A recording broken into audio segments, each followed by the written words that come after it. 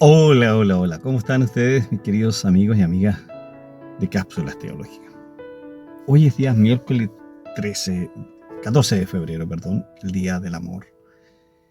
Y me pregunté qué podría compartir un día como hoy. Y quiero hablarles sobre el capítulo 2 de Habacuc. Es un libro bastante particular que tiene relación con lo que nos enseña, ¿cierto?, este profeta menor. Y el mensaje es profundo, más aún cuando vivimos en una sociedad bastante lejana de lo que es el amor. Más aún vivimos una vida individualista, de una injusticia tremenda. Y veamos qué nos dice Habacuc respecto a este tema que me parece relevante para lo que podemos, para la mirada que un cristiano pueda tener sobre estos temas tan delicados. Fíjense que el libro de Habacuc es uno de los profetas menores del Antiguo Testamento. Este libro nos presenta la poderosa narrativa, ¿cierto?, de un profeta que lucha con preguntar y le hace preguntas difíciles y dudas profundas acerca de la justicia y la soberanía de Dios. Fíjese que a través de su diálogo tan apasionado con Dios, Habacuc expresa algo perplejo ante la maldad y la injusticia que se ve a su alrededor. ¿Le parece familiar lo que hoy sucede? Y Habacuc cuestiona a Dios.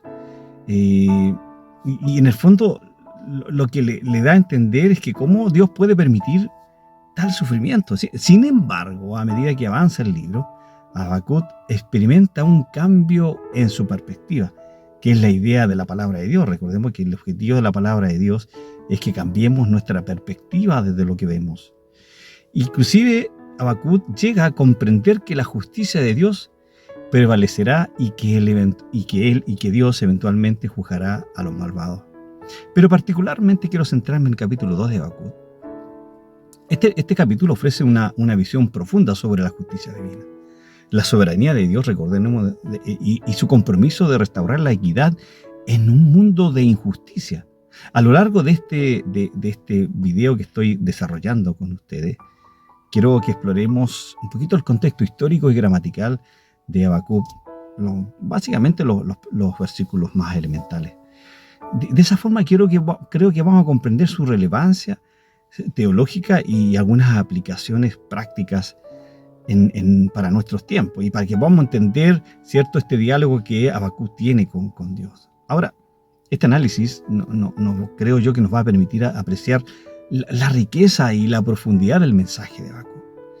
Y cómo este profeta, desafiante y sincero a la vez, nos enseña a perseverar en la fe y la confianza en Dios y en sus propósitos, incluso en medio de las circunstancias difíciles que todos vivimos a diario.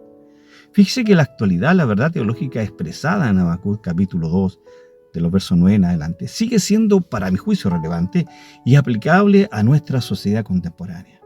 Vivimos en un mundo donde la codicia, la opresión y la injusticia social continúan siendo problemas persistentes.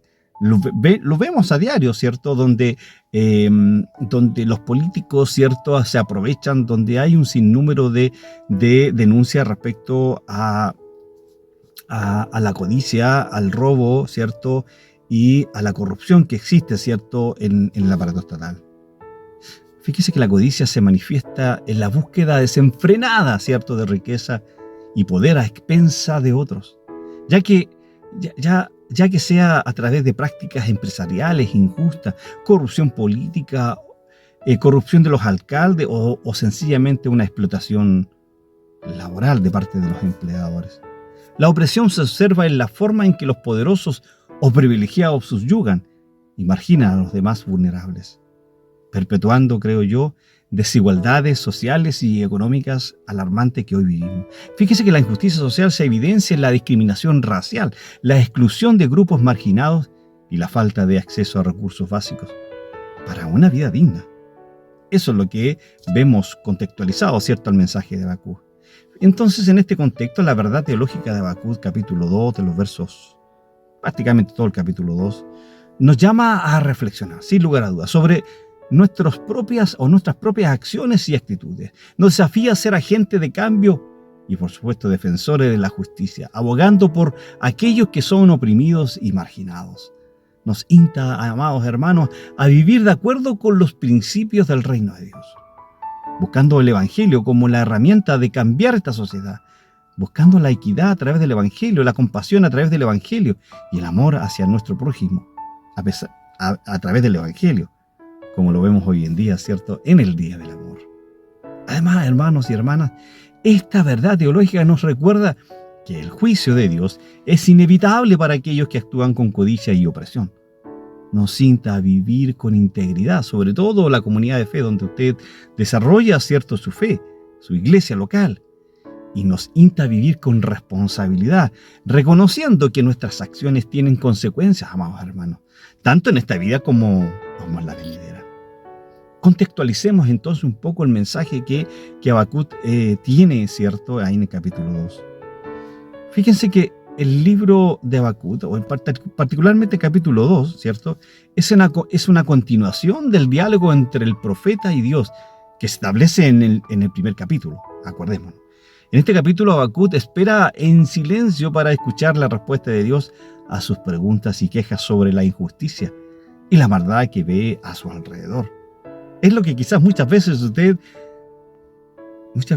le pregunta a Dios, ¿por qué tanta maldad, cierto, en esta sociedad? Ahora, en el contexto de Habacuc, Dios responde a Habacuc revelando su plan para juzgar a los opresores y restaurar la justicia. El capítulo 2 comienza con la instrucción de Dios a Habacuc para que escriba la visión claramente en tablas, de modo que pueda ser leída con facilidad. Dios asegura a Habacuc, acordémoslo, que la visión no se retrasará y que se cumplirá en el tiempo designado. Luego se presenta una serie de ayes o lamentos pronunciados sobre los opresores y pecadores, anunciando el juicio divino que caerá sobre aquellos. ¿Les suena familiar? Muchas veces nosotros vemos en nuestra sociedad situaciones que nos parecen a veces injustas. Y a veces vemos que ocurren calamidades como la que ocurrió recientemente en la ciudad de Viña del Mar. Pero ¿será un juicio temporal sobre la maldad, cierto, de nuestra sociedad? Sobre la prevaricación que aún persiste y que si no es a través del Evangelio, esto no cambiará. Amados hermanos, Dios revela que la codicia, por lo tanto, la opresión, la violencia en la sociedad, en las familias y la idolatría serán juzgadas con justicia y que Él mismo será exaltado sobre todas las naciones, es lo que nos dice todo el mensaje del Evangelio. El capítulo concluye con una afirmación de la soberanía de Dios y su promesa, escucha bien, de que la tierra estará llena del conocimiento de su gloria. Creo que en resumen, el capítulo 2 de Habacuc es una revelación divina poderosa sobre su plan para juzgar a los opresores y restaurar la justicia perdurable. Muestra la preocupación de Dios por la injusticia y su promesa de intervenir en favor de los oprimidos. Este contexto creo yo que es fundamental para comprender el pasaje específico de Habacuc de los versículos 9 al 16, que es donde yo estoy basando esta reflexión de esta tarde. Ahora, estos pasajes, sin lugar a dudas, condenan la codicia, la opresión y la injusticia social y anuncian, escucha bien, el juicio de Dios sobre aquellos que practican estas conductas. A manera de conclusión, y no quiero seguir andando un poco más en esto, pero usted entenderá.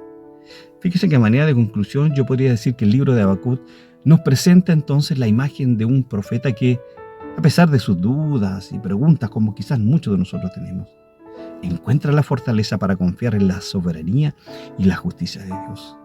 A lo largo del libro, Habacuc expresa su desconcierto ante la maldad y la injusticia que ve a su alrededor, cuestionando cómo un Dios santo puede permitir tal sufrimiento. Sin embargo, esto es lo precioso del libro. A medida que avanza el libro, Habacuc llega a comprender que la justicia de Dios prevalecerá y que Él, es decir, Dios, eventualmente juzgará a los malvados. La imagen final de Habacuc, orando y alabando a Dios a pesar de las circunstancias adversas, es un poderoso recordatorio de la importancia de la fe y la confianza en este Dios poderoso que nosotros tenemos.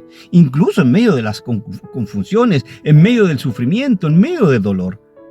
A través de la experiencia de Habacuc, amados amigos y amigas, el libro nos enseña que la fe no significa la ausencia de duda o preguntas, sino la perseverancia en buscar a Dios y confiar en su soberanía. Incluso, amados amigos y amigas, cuando no entendemos sus caminos, cuando no entendemos por qué Dios permite o decreta estos juicios temporales sobre la sociedad o una parte de la sociedad, como yo creo que lo que ocurrió en Viña del Mar. En última instancia, el libro de Habacuc nos desafía a mantener nuestra fe en Dios, incluso en tiempos de incertidumbre y adversidad, recordándonos, escuchen bien, que la justicia divina y el juicio finalmente prevalecerá y que Dios, escuche bien, es quien nos sostiene y fortalece en medio de las pruebas. ¿Le parece familiar lo que el libro de Habacuc nos enseña en esta tarde? Pues bien, espero que haya sido de bendición para su vida este video. Espero que haya sido de su agrado, que su fe pueda ser fortalecida y que así como Habacuc, que por un momento dudó y le hizo preguntas en el primer capítulo de su libro, pero luego Dios le responde con severidad, le responde sobre su soberanía, le responde sobre que Él, cierto, su justicia tarda pero llega. Y a lo mejor usted está viviendo una situación difícil, dolorosa, está viviendo alguna situación de injusticia, pero la justicia tarda. La justicia divina llega en el momento en que Dios así lo tiene determinado. Amado hermano, hermana, Dios le bendiga. Si le ha gustado este mensaje, transmítalo a través de sus redes sociales, compártalo con otros para que otros puedan ser también bendecidos como lo he sido yo cuando tuve que preparar este estudio para poder compartirlo con ustedes. Y si usted ha sido bendecido por la palabra de Dios, bueno, compártala con otros para que también sean bendecidos. Gracia y paz a cada uno de ustedes. Nos vemos en otra oportunidad. Déjese un comentario más abajo y compartan con otros esta bendición. Dios les bendiga. Chao, chao.